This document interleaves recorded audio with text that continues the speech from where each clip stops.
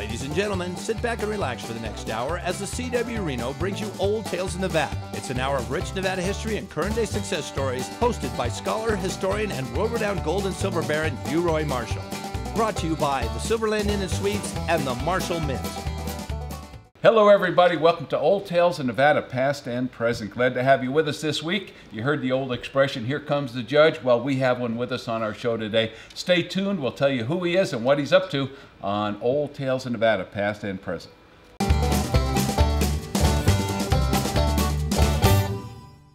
Welcome back to Old Tales of Nevada, past and present. I'm John O'Brien, the moderator for the group here on our set today. As usual, we have Neil Cobb. He's the honorary curator for the Nevada Historical Society. Glad to have you with us, Neil. Yeah, thanks, John. And our special guest is... Yes, another Cobb. Judge Bill Cobb. Well, I was going to go by Cobb first, but Judge sounds better. Judge is good. Yes. Here come the judge. Here we come. have him. We've had a couple of judges on our show. Yes, in the last and they couple all of seem months. to have a sense of humor when they're That's a good thing. not at work. Yes. That's really a good thing. We got to soften them up just in case we get in front of them once in a while, you know. I don't think that's going to help. But Bill, we'd like to welcome you to our show. We've had you on radio before. That's correct. That's right, a long time ago it seems like. A Huh? couple of years ago. Thank you. Time flies when we're having fun, I guess. But we always like to start with Neil, our good friend, our benefactor. Uroy Marshall's not with us today. He's down in Ione, taking care of some opportunities with his gold mine down there, I suppose, Well, he or might just be- kind of hanging out. Well, he might be going to lug back some pine nuts, you know. Wouldn't that be nice? Yeah, Yeah, there you he go. does that. He's got an outfit out there that picks those things, and they give him a 100-pound sack, and he don't know what to do with them. Oh, You share the wealth when it comes back. well, I've asked him about that, and so far, no good. No good. No good. But anyway, we like to let people know why we do the show, and Uroy usually handles that responsibility, so we'll ask you about it this time. Well, he wants to instill pride in the great state of Nevada, and you really have to understand and realize that we have a wonderful and very important history. We're not only colorful, but historically, things that helped bail out the debt that we had during the Civil War, the Comstock, all of the great things of Nevada, the 300 days of sunshine, the recreation. He can go on and on and on. Yes. The man is dual purpose. He's a very proud Texan and Right. did not understand why we in Nevada don't stand up and toot our horn at the drop of a hat like they do there. Right. And we should. Yeah, absolutely. Uroy is right on this. So he's made this program possible, and what we try and do is to bring individuals in that can talk about the different things that make up this state. That's right. And we do a pretty decent job. This Yeah. is, what number, John? 129. You got it right this 129. time. Yeah, I this is usually- episode 129. So there's people out there that are watching us that are also really into the state of Nevada. Yeah, We're I find proud that Nevadans, yes. a lot of people are collecting our shows. We're at the Historical Society. We're in special collections. A lot of what we do is oral history because a lot of our guests don't write books, but they have such a rich knowledge of what And happened to get here. to know the person, that's Right. that's a big deal because they're part of this too. Yeah. We're all history at one time or another. Exactly. we fight it, but it's a losing battle. Yes. Yeah, well, you're certainly setting a legacy for yourself. That's Oh, for sure. yes, I have myself a pretty good time. He's rather notorious, I hear, Yeah, around town. but we always like to talk about his commercial endeavors up at the Virginia City. He's got the Marshall Mint, and I'll tell you what, and we're going to have the ladies on here just before Christmas and talk about some great. of these estate sale Yes. jewelry because Yeah. they really know their business. They do. And the other half of, and this is the Marshall Mint at 96 North C Street. North C Street, first one you're going to hit on the way in. But the other half of that structure is another building. It's a wonderful little museum. All the artifacts and ore samples and things that has to do with mining Yeah. itself. And of course, if you go down the hill, you have the Silverland. Silverland Inn and Suites. Yes, and it's a beautiful facility. Yeah. Nice swimming pool. We filmed with Lacey J. Dalton there here the other, Yeah, just last week. about 3 or 4 weeks back, Yeah. whatever it was. Yeah, we have our own private concert down there in the ballroom.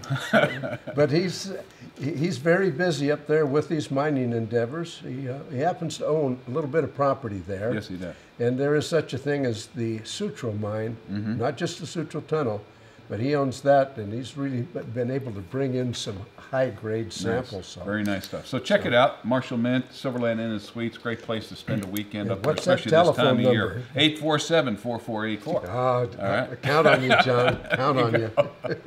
Well, thanks for bringing that to us. You are also a promoter of history in many ways.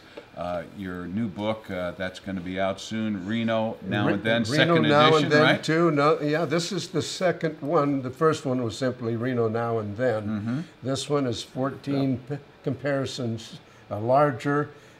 Jerry Fenwick and I are the two authors on this, and we've been Since able you won't to. do it, Yeah, there you go. I'll He's be the humble. shill. He's humble. Be the show. Yeah. No, it's a great book. Bill was looking at it. Well, Bill could recognize. He could tell you everything about what's in that book. yeah, he picture found his by boyhood picture. home in there. Oh yeah, he sure did. No, I didn't he? found a lot. The in my lot book. before Well, the the lot boyhood before home. the home. Yeah, that was. So anyway, that's going to be out soon. We'll get more into that as we go Well, along. actually, but also when this your, airs, we should have it here. okay, very nice. Yes. And then your magazine, Nevada in the West. Yeah, Nevada in the West, and in fact, there's an article that's promoting the book in there too. It's right. called "Grumpy Old Authors." Yeah. And of course, one of the forewords by Carl Breckenridge is "The Grumpy Old Men Ride Again." He had done the first one. When Jerry and I get together, it's almost a comedy. Yeah, I was going to say, you had to be in that article. Yeah, we had to be. But there's an excellent one on Las Vegas, the Prohibition and Nevada style, and we've got Alf Doughton's dog. Now that's got to be a fun one. So All right, very good. please Get it look us where? up on the net. That's NevadaInTheWest.com. And I was gonna other say, bookstores and- yeah. yeah. Oh, the Flag Store, the Sundance Book, the Historical Society. Check us out. We All really right, you bet. appreciate it. All right, so let's get down to our special guest, Judge, did they say Bill Cobb, William Cobb? I guess to be Well, I'm introduced in the courtroom as William, but you can William. call, We can just call you Bill. Call me Bill. I got a brother named Bill. Great. Yeah, great guy too. Glad to have you with us. Like we said, we had you on radio quite a while ago, and we moved to TV because we can do so much more with TV. We have pictures. We can show so many more items on our TV show. Really brings the show alive for us. So we're glad to have you back with us. I appreciate being here, John. Thank you Yeah, very much and for inviting me. you know, And Neil. you're one of these guys that come from one of the more prominent families in town. We've had your brother Ty Cobb, who was tied to the political side of life with President Reagan and many of his experiences. So we had him on the show. We got you, and your whole family, as I understand it, all kind of originated up there on the Comstock. Isn't that true? On my father's On side. your father's side. That is correct, yes. And then, and your mom is from where? My mother was born in Sutter Creek, a Serbian mining family that went from mining camp to mining camp. She lived in Bisbee, Butte, Montana, Bisbee, Arizona, Butte, Montana, Sutter Creek, where she was born, and eventually in Tonopah. No kidding, Tonopah. Yeah, it's all mining. A lot of mining activity there, huh? All mining. All mining all the time, huh? So, how did your dad, and his name was? His name was Tyrus Richard Cobb. When he was born in 1915, the ball player Tyrus Raymond Cobb was the big star, and one of the townsfolk in Virginia City mentioned to my grandfather Will Cobb that you ought to name him after the Georgia peach. So he did. Tyrus, but middle name Richard, which was my father's name. Okay, very good, very good. Mother's father's name, excuse me. Okay, it And that's where he came, confusing with Tyrus these Richard Well, Cobb. it gets more confusing from there. From there, yes, because there's 3 Ty Cobbs. 3 Ty Cobbs, yeah. And my nephew, my brother's youngest child, is Tyrus, and his middle name is Oberon, which was my mother's father's name. Serbian family, or Montenegrin, actually. Okay, so they got up there to Virginia City. My father's family dates back much further. His grandmother was born in Virginia City in 1864. Really? And then his grandmother, excuse me, that would have been his great-grandmother. His grandmother was born there. His mother was born there. He was born there.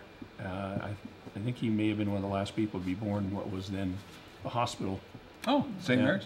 No, the hospital No, down toward the lower end of town, Oh, okay. heading off to Sugarloaf Mountain, Six Mile The Canyon. one we were talking about, I think it's a museum now. Yeah, it's a museum. Yeah. Yeah. It was originally funded by Mrs. Mackey, John Mackey's wife. She thought there should be a hospital in town. and she was the one who built it for him. Yeah, it was a bunch of nuns who ran it at first. That's correct. Yeah. Yes. So anyway, your dad was a or your grandfather was a miner. Is that what it was? Well, one of his 33 careers. He was orphaned when he was young. He and his two brothers, and he lived in. He was born in Dayton. Dayton, okay. And worked pretty young. He worked in the mining camps of Goldfield and Tonopah. Came back to Virginia City. I'm not sure how much formal education he completed. I think it was about the 6th or 7th grade, but he worked in the mines. He worked on the highway department. He was sheriff of Story County. He was a state assemblyman from Story County. He was a state senator from Story County. Interesting, the time when he was state senator, he was an independent and held a swing vote on a lot of issues between the various counties, which at that time had 2 senators per county. Oh, really? I didn't know Before that. the Supreme Court declared the one man, one vote. Okay. Okay. So they were involved in that Dayton and Yerington controversy, I suppose, huh, about who's going to be the county seat down there. Probably so. I don't Yeah, think about he got involved in that too much. Maybe it was too young, maybe at that Or point. even about which town is the oldest settlement in Nevada. That Oh yeah. We've had the Dayton folks on, we've had the Genoa folks on, and And they all have a claim to fame. And they're both very proud communities. Yeah, they aren't they? settled everything down and says, well, we respect them, and they Yeah. better respect us. Yeah, yeah. So now your parents were up there in Virginia City. Was the family, how long did the family stay up there in Virginia City before it came down here to Reno? Well, pretty much lived there all the time. When my father was born, his father at that time was driving the V&T stage, and not a Wells cargo kind of stage, but a bus. It's pictured in his book somewhere. Which is If I can find it quickly, it might be right at the front. And his route was Virginia City to Carson to Dayton. To South Lake Tahoe. They would go to Zephyr Cove, and then on to Bijou and on to Camp Richardson. They didn't stop at State Line because nothing was there. Oh, okay. I'm not going to be able to find this picture Yeah, right well, away. we'll get it but later. Well, there's some Yeah. great photos, and I I was think I trying to have it, watch them while they yeah. flip them through. So yeah, that's interesting. But Actually, anyway, the they moved him transportation. to Reno. So he lived in Reno for 3 years. And that's, as I was telling you before the program started, that's when he was a member of Troop 1 Boy Scouts in Reno. One. And some of his fellow Boy Scouts were to become my father-in-law, Ray Armstrong, who founded Kafuri Armstrong and Company, the accounting firm, and also Dr. Jimmy Hers, Reno Orthopedic Clinic fame, who recently passed away here in Reno. And they lived in that Claremont Avenue area, the Wells Avenue My father area. lived on Wheeler Avenue, right? And the Hers family lived on Wells Avenue. There was a beautiful old 2-story home they had.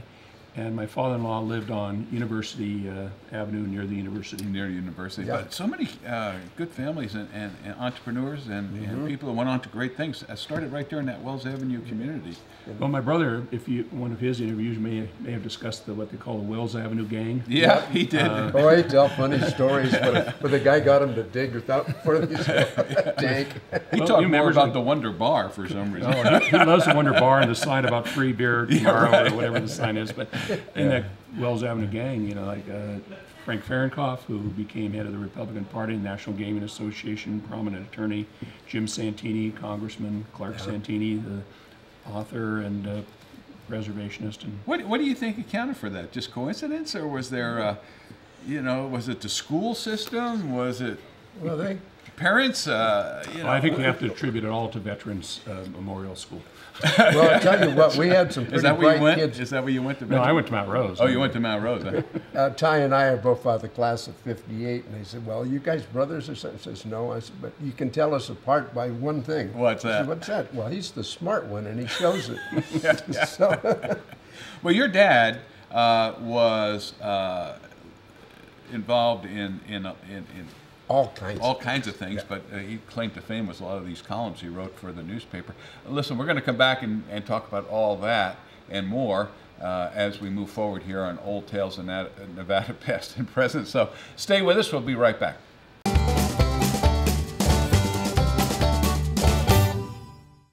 We're back here on Old Tales of Nevada, past and present, talking with our judge here, Bill Cobb, a longtime family in the area, both up at the Comstock and down here in Reno, very accomplished in many ways. But we were talking as we left about the origins of the family up there in the Comstock. Will Cobb, he was driving bus, you called it a stage, but it was motorized vehicle. Correct. Yeah. And so he was down here in Reno, and then did he go back up to the Comstock from there? Give us a thumbnail sketch of how things went from there. The V&T people transferred to Reno because it was more convenient for the operation of the stage line. He stayed in Reno, I think, for 3 years, and they moved back to the Comstock, bought the house on A Street right behind the courthouse, which has now been refurbished into a very elegant bed and breakfast by two gentlemen. And it's called the Cobb Mansion. Cobb Mansion. I think my grandfather would roll over in his grave if he could hear it called the Cobb Mansion, but it's a wonderful place in the Comstock if you're not staying at Hugh Roy Marshall's motel down on. Motel in the Silverland there, yeah. It is, yeah. So then he comes back down to Reno. No, my father stayed in Virginia City. Okay. He went to high school at the Fourth Ward School at the south end of town out by what they call the Divide. All right. Graduated from high school there, and I believe it was 1932. Went to the University of Nevada and graduated from there in 1936. Okay. Okay. And he tells quite a few fun stories about his times going through that school. Yeah, Fourth Ward And School. keeping the heat on and It was all wood back in those days, wasn't it, for heat and so on? Coal, wood. Coal? Yeah. Fourth Ward School was really a modern design back in 1876 when it was built. It was a little antiquated by 32. I think it closed in 34, 35. Yeah, it went derelict for quite a few years there. Right, and then Yeah. the historic Fourth Ward School Foundation has stepped in probably 20, 25 years ago and done a marvelous job of restoring it, both as a physical property and educational research institution. And this book, this one right here, ties to keeping this afloat and keeping it good repair. This is a fundraiser, isn't it? Well, yeah, if I may digress a little bit. When my dad was working with the newspaper for 40 plus years, for about the last 25, he wrote a human interest column called Sweeping Away the Cobwebs, then later Cobwebs. That generated about 3,000 columns, and he chose the best of his columns with the assistance of the editor, C.J. Hadley. That not necessarily what I would consider his best columns, but his favorites.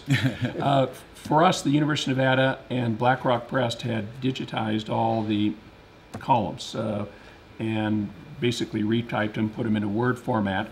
And then we were talking to the Fourth Ward School Foundation in Virginia City, and the Fourth Ward School Foundation embraced the idea of a book that just contained my father's Virginia City columns, or the best of them, because there were several hundred Virginia City columns. That came out in a book, My Virginia City, and I don't know if it's going to show up. We'll get that close up. He'll do a close-up for you. But my dad in front of the school, and it generated this book, which was a fundraising effort underwritten by the Cord Foundation. And you asked about heating up there. Yeah. May I digress a moment? Sure, Just read. sure. It also happens to be my favorite column that he wrote. It's called True Gentleman in the Locker Room. Now, he was working for what newspaper at that At this time, it's the Nevada State Journal. Okay. But when he wrote the column in 1990, they may have merged, and it was probably the Reno Gazette-Journal at that time. And it's a little over a page here. And it's called A True Gentleman in a Girl's Dressing Room. Now, John, you understand that he was writing this while trying to put the newspaper, a morning newspaper, that you put it to bed at night at 11, 12 o'clock at night. He would interrupt, and from his recollections would write the story about something that clicked in his mind. And this one, I think, really demonstrates his writing skill. In Warren LaRude's new book about Robert Frenchy Laxalt, called A Story of a Storyteller, my dad was really a storyteller, and he did a great job of relating them. I hope I'm not going to bore you too much No, here. go ahead. It says, there has been quite a flap in the news media lately about a woman sports writer going into the men's dressing room to interview ball players. This sort of incident occurs quite often, and there are heated discussions on the propriety of a female entering the place where male players are dressing, undressing, or coming out of the showers. Somehow, I never heard of a male writer trying to get into the dressing room of female athletes. I can empathize with the latter, however. I was the only boy in high school to enter the girls' dressing room when it was full of unclad femmes. It was strictly innocent, however, although it created a brief sensation. Not physical, he says. Okay. In my junior year at Virginia City High School, the coaches appointed me and another boy to alternate on housewarming duties. The basketball games and practices were held in the old National Guard Hall, a large stone building used first as an armory in the 1980s. It was heated by coal-burning stoves, to answer your question. The huge one in the big hall and a couple in the respective dressing rooms. Our job, he always used the editorial we back then, was to walk downtown from the 4th Ward School in mid-afternoon and start the fires in the stoves to warm up the dressing rooms and water for the showers. The girls held their practice sessions in late afternoon, and we had the place cozy and warm for them. However, one afternoon after the girls' practice, one opened their door and called, "Hey Ty, we need more coal in here." So I dutifully went to the coal bin, filled a bucket, knocked on the door of the dressing room. Someone called, "Who is it?" "It's Ty," I answered. "I brought the coal." One senior player said, "Well, bring it in." I figured she must know what they needed, so I opened the door and stepped in. Immediately there rose a clamor from the dozen unclad or half-clad females. "Don't come in here," shouted some of the shy ones. "Bring it on in," advised the mischievous ones. I kept going on in, directly to the stove, without looking to either side.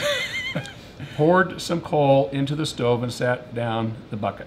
Turned around, walked to the door, all the time looking straight ahead, like a gentleman. Never sneaked a peek, although I must confess to good peripheral vision at the time.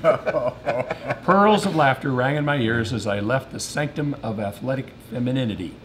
Word of this affair quickly got around school the next day, and I was besieged by boys asking, "What did you see? What about, is she really like a true gentleman?" I parried the question with negatives. "I cannot answer. I did not see a thing. And I will keep my secrets forever like a true gentleman." Well, we don't know whether to believe that or not, but we'll take it at face value. But I believe every word. how different from today if a young boy had the opportunity to do that. They'd be on Facebook, they'd be on Twitter, right? They'd be getting the word out. So that's great. But that does indicate his writing. Oh, it certainly does. How did he get into he graduated, you said, from the university with I think his degree was in English. So English, it might have been journalism. I'm not sure if they had a journalism degree back then. Yeah. Higginbotham, the famous Higgy, was there at the time. He had interest in writing when he was in high school in Virginia City. Okay. He did some stuff for the school newspaper there, and then also while at University of Nevada worked in the Sagebrush staff. His first article that he wrote that was published was in 1936, coincidentally for the Reno Evening Gazette, not the Journal, and it told a story about the dismantling of the famous Crown Point trestle in Virginia City, Gold Hill. Right. And there's some pictures in the book of his being involved in tearing down the trestle. The crew was manned or supervised by my grandfather Will Cobb. And I remember for years my dad had these massive iron bolts and huge nuts and washers that went with it. And I really didn't appreciate the value of those, and I'm not sure whatever happened to them, but my dad saved those. And he wrote a column about it, about the end of a Nevada landmark. He did have a historical mistake, Neil. I don't know if you're aware of this. In the headline of the column and in his story, he's talked about how the Crown Point trestle was used on the Nevada State Seal as the bridge that's on the State Seal. Oh, okay. Because that was... and that actually preceded the erection of the Crown Point trestle by 10 years. Oh, it certainly did. That Yeah, was a we've had visionary, that. and that was an aqueduct, not a trestle. And Yeah. But So when he so for 40 years he worked for the Reno Gazette Journal in one form or another, right? Well, he'd say I worked for the Nevada State Journal, and then it was merged with the Reno Evening Gazette to become the Reno Gazette Journal. Okay, so there were two newspapers, morning and afternoon newspapers. Competing newspapers. Wow. They had the same publishing equipment, at least probably during the 40s and 50s. The press room, linotypes, and so forth. They were shared. The editorial staffs, though, were separate. Journal, Paul Leonard was editor at that time, Democratic leaning. Sanford of the Gazette, Republican leaning. And I think they also shared the advertising. Okay. But other than that, they had separate sports, separate news, separate editorial papers. Yeah. Now he was not only you know, columnist that way, but he had a great interest in sports as well, right? Well, sports was clearly his Right. first love, particularly boxing. He was a big fan of boxing, and when they had, well, back up a little bit, he thought it was, you know, you could have weight classes and protection things. That was a equalizer of sports. You know, everyone sort of competed on an even playing field. Later on, when the University of Nevada boxing team actually led the charge for a testimonial dinner honoring him, Ty Cobb night, with pictures in here someplace too, at Harrah's in I think it was 70, 71. The MC of the program was Paul Laxalt, and who himself was big into boxing. But the main speaker was Archie Moore, who was then world heavyweight, light heavyweight. Yeah, I think middleweight, wasn't he? Archie Moore? I don't know. He's either light heavyweight or heavyweight. Yeah. So now, when you had a little sidebar on this too, when he was putting this together, he was at what age?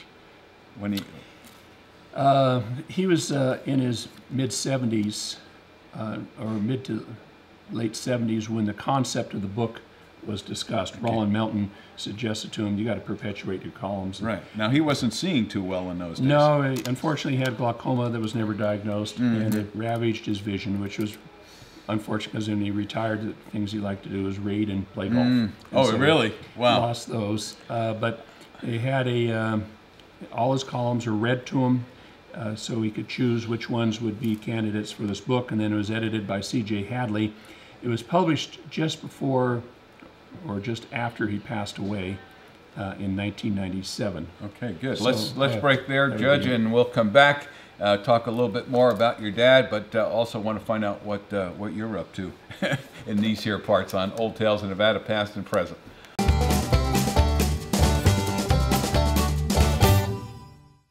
We're back here in Old Tales of Nevada, past and present. I'm John O'Brien, and with me today is Neil Cobb, as usual, and our special guest, Bill Cobb. Missing today is Uri Marshall. He's down there in Ione, as you said, maybe collecting gold or pine nuts, right? Yeah. And in fact, I guess your dad wrote a column about pine nuts. Yeah. Right.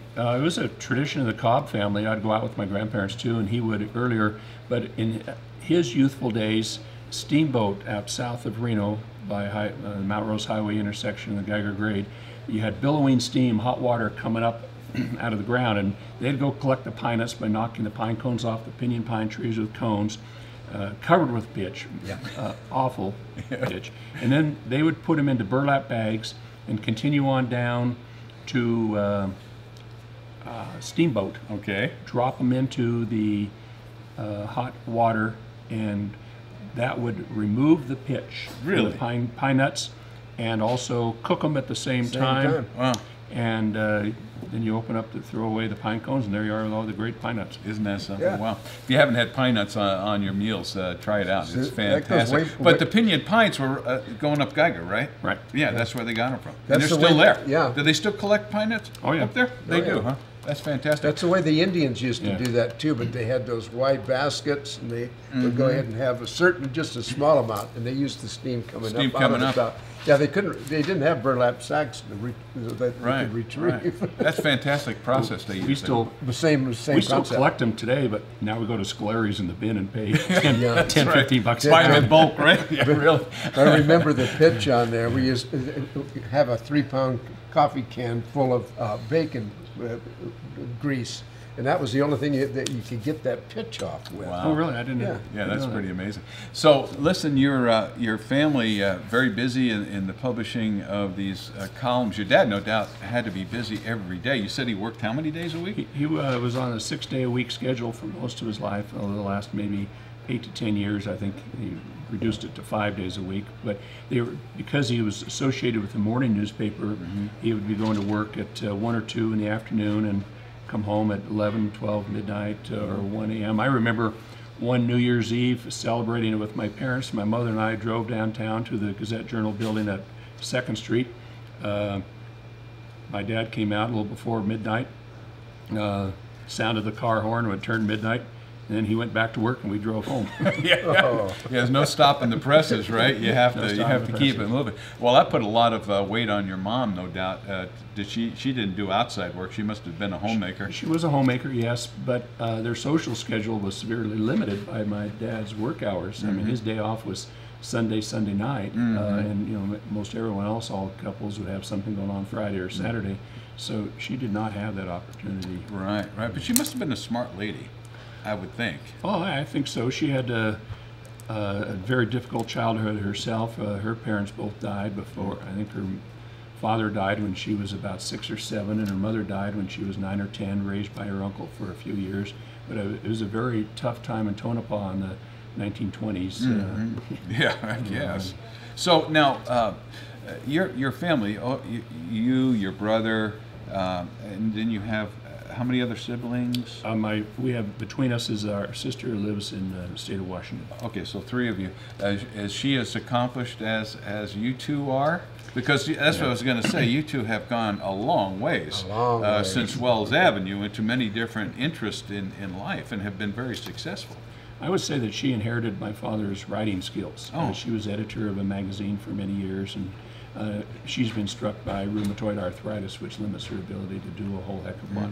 Okay, but when you were at home with Mom, was she a nurturing person as far as education goes? I mean, where did that motivation to become, an attorney, a politician, or like your brother, who involved in all these different languages? Well, he was career military. Military. You were military as well, right? Well, brief time. I was a commissioned officer in air defense artillery in the Army. Yeah. I was also briefly a politician. Oh, you were? When I was elected to the Nevada system of higher education. Well, what do you think lent Board of itself to Regents. all of that? It just your dad's work, or? Well, I don't know. I think both parents were very supportive of education.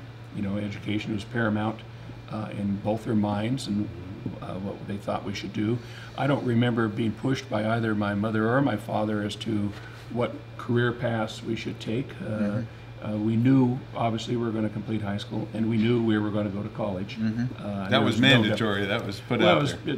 That was a game plan. That was what you're going to be doing. Yeah, it was the same for a lot of families in those years. Which was tough for my mother, because she did not go to college. She graduated from high school in Tonopah, but did not attend college. She worked at J.C. Penney to help put her brother, Oberon Glusevich, through college. No kidding, that's great. So she was kind of a driven person. A purposeful person then, huh? Well, you had to be with the difficulties and adversity she faced. Yeah, the perseverance, it was big. People nowadays, one thing's handed to them, they don't want to work for it as much. No. I think back in the old days, we a whole different world. We all never let anything stop us. You know, if you have had a challenge, you jumped over that challenge. Well, you knew you had the opportunity. It was up to you to go ahead and get focused and get the work done and make it happen. Right. Competition was not a bad thing in those days. No. Back in those days, I think it was survival skills. It was, exactly that, yeah. So you went to school where? UNR? I did. I went to Mount Rose Grammar School, as I mentioned. I went to Billinghurst, which was across the street from where we lived, and then Reno High School. Reno High, okay. Class of 67. Quick anecdotal story. A few years ago, I came home and there was a message on our answer machine about save the date, Reno High class reunion coming up in August or something like that. And I turned to one of my sons and I said, I can't believe it's really been 30 years already. And he goes, Dad, it hasn't. It's been 40. Yeah, really? Yeah. The same with me. I graduated in '64, so you know where I'm at. This is really getting down the road. Oh, boy. Then I went to the University of Nevada, worked 2 or 3 jobs to get through college, and then law school. What kind of jobs? I was a school bus driver. Really? For Nevada Transit Company, which used to be out off of 4th Street by the river. Nevada Transit Company, if you remember them. I continued to mow lawns. I was an errand boy for what was then the law firm of Woodburn, Foreman, Wedge, Blakey, Folsom, and Hugg. I did that for 2 years. I was also a youth safety spokesman for Lincoln Mercury Division of Ford Motor Company. Excellent. Which was secondary to my being the 1967 Teenage National Driving Champion. All right, driving champion. So you probably were not aware of that. No, I wasn't, no. It's driving like, What do you mean driving champion? Well, it was a contest that was mainly devoted towards safe driving techniques and proper driving techniques. And at the local level, you had to answer some questions about driving and drive through a little course marked with tennis balls. I won the Reno competition, went to state, and that was in Las Vegas, and it was a little more difficult. Then the national one was in Ann Arbor, Michigan. And you competed against contestants from all the states across the country. So did you win a car or something? I won a 1968 Mercury Cougar XR7 GT. Whoa, there you go. $4,000 scholarship, which I saved for law school because I knew I wanted to go to law school. What law school did you go to? Lewis and Clark in Portland, Oregon. Portland, Oregon. But my brother went to Duquesne outside of Pittsburgh. Yeah, right. But the most enjoyable part of it was becoming this youth safety spokesman for Lincoln Mercury, because they were big in sports at that time. They had Dan Gurney, if you remember him, Jesse Owens, who I actually engineered to become commencement speaker in 1972 at Nevada. Jeez, Jesse I tried Owens. to get Jesse Owens in my class. I was class president, and we wanted the Board of Regents to approve Jesse Owens for my class, but they said, no, we want to have Paul Laxalt. And nothing against Paul Laxalt, but when you got Jesse Owens. Jesse Owens, I mean, come on, yeah. That's great. So many other. Arnold Palmer was one of the sports panelists, and just the list went on. On and on and on. Yeah. So you graduated. Byron Nelson was one of them. I was at a nice. Lincoln Mercury sports dealership meeting in Dallas, Texas, and he had these cotton golf balls out in the audience, and if anyone caught the ball, he brought you up the stage to get a lesson. And I came home, and I didn't appreciate who just gave me a lesson. And I told my dad, I got this golf lesson from this guy named Byron Nelson. He almost drove off the road. Yeah, Byron Nelson, he's fantastic, wasn't he? Yeah, there's a He's major got a big tournament golf that's tournament down there. named after him. Isn't Yeah, it? I remember watching him as he retired, and he's commentator for a lot of the PGA tournaments there for a while. My mom took a picture of Ben Hogan with a speed graphic as he's making the shot, and of course the shutter noise. Yeah, oh, yeah. I think that was the end of her sports coverage. So you followed your dad's footsteps and interest in Hogan of all the people to do it. Oh, Your God. interest in sports matched your dad's in a lot of ways, huh? And my interest did, my talent didn't. Although my dad talks about in one of these columns in Virginia City that he played for Jake Lawler, and he said he used that term playing for him very loosely. When I was in high school, I tried out for a basketball team, not too successful. I remember my daughter Michelle, my second daughter, is a pretty talented athlete, and she went to, and when she was in high school, went to a Kin Fuji camp and got some award at the camp that she was making light of. And I said, Michelle, don't do that. The only thing I ever got from Fuji in 4 years was cut. There you go. All right. I was not quick, but I was slow. Yeah, let's take a break here. I want to talk about you and your work as a judge here in Washoe County and some of the trials and tribulations you go through there. So stay tuned. We'll be back with more Old Tales of Nevada, past and present, right after we hear from the Silverland and the Marshallmen.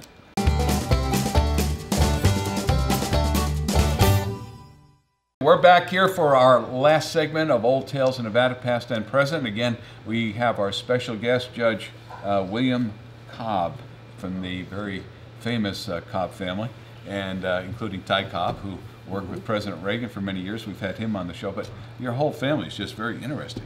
Your grandfather, your dad, you, your brother. It's an amazing family. In the history going all the way back, what, 1864? 1864. Right. And so here we are, modern day. You've had a lot of different positions. You said you were a politician there for a while, on the Board of Regents, in fact, during the tough years back in 08, and that time period, I suppose. It was, and I was just reading a column by Rick Trachok, who was my successor, about this last legislative session. It was the first time in many years where the funding was not decreased. Nice. But I went through the period of time where it was all cut and close and ending programs. There are not a lot of programs, but having to approve those very difficult decisions by the campus presidents. And it was not a fun time from that perspective, but I loved being involved with education and supporting students who wanted to further improve their lives through education. Right. And you also were involved in one of the larger law firms here in town. Is that true? I'd say it was medium size. It was called Erickson Thorpe in Swainston. Still exists. It was founded in 1968 by Roger Erickson and Don Thorpe. Okay. And what kind of law did they handle? All kinds? Civil litigation, primarily on the defense side of things. Okay. But it was a litigation firm. The difference, the little story goes that they were trial attorneys, and litigators litigate, and trial attorneys try cases. There you go. So you were on the Board of Regents for some time, and then you got this appointment to the federal bench, right? Right. And how do you get an appointment like that? They just, you know, say, On this one, the... it's an application process, 8-year appointed term, and I think when I applied, when the position became vacant at the retirement of Judge Robert McQuaid, who's now on a recall status, sort of like senior status, there were 50 or 60 attorneys who applied for the position, and fortunately I was chosen. The downside is that it conflicted with my serving on the Board of Regents of the state of Nevada, and I had to resign that position. But on the other hand, an opportunity to become a federal judge does not come along very often. No, that's done by Congress, isn't it? No, this one is appointed by the district judges of the district. Okay. The district judges are nominated by the president, confirmed by the Senate. Okay.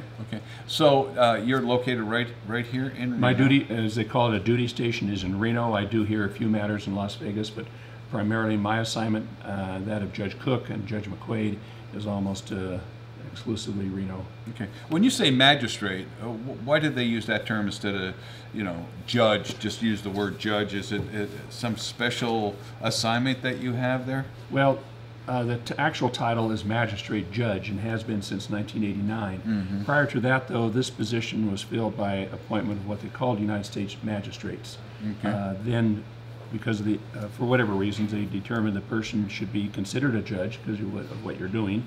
And so we're referred to on the bench as Judge Cobb, or Judge McQuaid, or whatever, but our actual title is magistrate judge. Okay. And what kind of things do you handle on the bench there? We handle initial appearances, entry of pleas on criminal cases. We'll handle misdemeanor criminal cases ourselves as a magistrate judge, up to what they call a Class A misdemeanor, which is sentence potential of a year in custody and a $100,000 fine. Those are by consent of the parties and their attorneys. Otherwise, we handle the other petty offenses, Class B and C misdemeanors. We also handle a broad range of civil cases, which takes up the majority of our time. Pretrial matters, case management, discovery issues, pretrial motions are typically decided by the magistrate judge, either directly or on a report and recommendation to the district judge. Okay, does that keep you busy 5 days a week? Probably more than that, I suppose. More than that. Huh? Yeah. I don't know what I'm doing wrong, but I'm still working evenings and kind of take after your dad that way, don't you? But I imagine there's a lot of work to it. You probably have help. I mean, you have clerks that do a lot of research for you, but you have to read through all of this, don't you? I have one law clerk. The district judges have two, and my one law clerk is a career law clerk, very bright young lady, Jamie Jost Burke, who went to Minogue and then University of San Diego and Santa Clara Law School, very bright, and she has assisted me greatly. My judicial assistant came with me from my old law firm, Susan Davis, who, for whatever reason, she's stuck with me for about 33 years now. How many cases can you actually and effectively handle at one time? How many do you have on your plate? How many effectively? I don't have to say all of them. Hopefully, yeah, it's true. But I think we probably have assigned to me 500 or 600. 500 or 600 cases. And how many can you actually come to a conclusion on, say, in a 30-day period? Well, we don't have a 30-day time period. Okay. We do have some reporting deadlines, but most cases will be active for anywhere from 18 to maybe 36 months. Wow, that's a long time. Now, what do you see as changes? Now, you've only been a judge for so long, but you've been an attorney for a long time. But so what has been, the big any big changes in law in deciding law? What's helped you? What's been a hindrance as far as deciding? Well, through the practice nowadays? law and even now on the bench, the advent of computer research, Westlaw, LexisNexis. I would assume that if the federal courthouse were built even 5 years ago, you would not have the library spaces for the judges and the main library in its, which is quite a resource. Neil, you ought to go up there. I'll take you up there sometime. You would marvel at what all they have there. Yeah. But almost all the research is done on computer, either myself, but primarily through my law clerk. Okay. I don't think she really touches a book, a hard book. Yeah. So does that help you to decide cases in a more timely fashion, or does it complicate matters for you because there's so much more information at your disposal in a quicker way? It allows us to expedite a dispositions lot. because, you know, when a party cites a particular case, you can just call up the case. So if you have Westlaw to type in the citation number, boom, there it is. Yeah. You don't have to go track down the book. We have some limited books in our main chambers area, myself and Judge Cook, but it's much easier just to be able to type in 200 F3rd 362 and boom, there's the case Just like that. Yeah. of Fenwick versus Cobb. And it turns out it's a copyright dispute over Reno Now and Then, and I can read the decision of whatever judge wrote that case, so that it really is a time saver. Well, that's great, and it probably gives you a more fair decision because you're able to look at so much more case law at a a faster way. Of course, my decisions are fair. Oh, I never heard a complaint. Have you, Neil? I've never heard a complaint. I'll tell you, that's when you know they're doing a good job if you don't hear any complaints. Yeah, They complain. Don't worry. Yeah. Have you ever handled any real famous, cases that we read about In private practice or as a judge? A judge or either way. Yeah. I have, but I prefer not to talk No, about you it. can't get into that yet. But I imagine at times you get some pretty important things to consider there. It's quite a responsibility, to be a judge. It's a owner's responsibility, a heady responsibility, particularly when you're making the final decision on some issues. Mm-hmm. And sometimes on the misdemeanor cases, you almost wish you had the wisdom of Solomon or someone to be able to make these decisions about someone who's on tough times, difficult, may have some mental issues that are involved, and it's hard to read. Well, you can't read people's hearts, that's for sure. No. But it's so important that you make the right decision, and it's got to be kind of you can go either way as being a judge. I imagine you can become rather egotistical, but it's better to be humble, right? You have the power. Well, I think by all means you have to be humble. Yeah. And you have to exercise your decision or make your decision and the best exercise of your judgment. I remember when I first came on the bench, John Foley, attorney in Las Vegas, a classmate of Leo McFadden's, the famous Foley family, told me a story that was related at his father's investiture as a state court judge in 1939 by Monsignor Lamb in Las Vegas. And Monsignor told Judge Foley, says, "Judge, being a judge is easy. You're either right or you're wrong.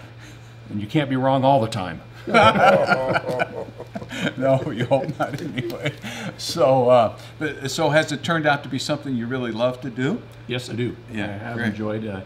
I miss the attorneys I practice with, the staff I practice with. I miss getting into a courtroom and trying a case. There's nothing like trying a case.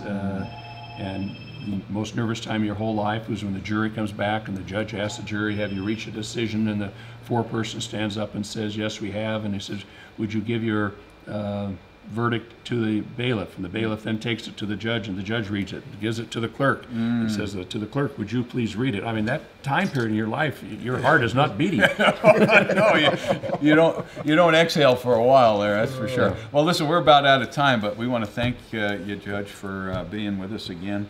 On you for having me TV here. this time. We're looking forward to seeing all of these pictorials. We that got we have time on to the tell show. them where to get these Yeah, books. this is available. I'm sure at Sundance Book and over at the Historical Society and that kind of thing. And the University of Nevada, University of Press, Nevada. and I think they have it there. My Virginia City is, I believe, available exclusively at the Fourth Ward School Foundation in their collection of books that they have there. All right. Thanks so much, Judge, for taking out of your day to be with us. Thank you for having me. We appreciate it very much. And Neil, again, thank you for being with us from the Nevada Historical Society. And we want to thank you, the audience, for taking an hour out of your time to watch the show. And hopefully it's been fun for you. This is John O'Brien saying goodbye for this week, and want to wish you a great Nevada day.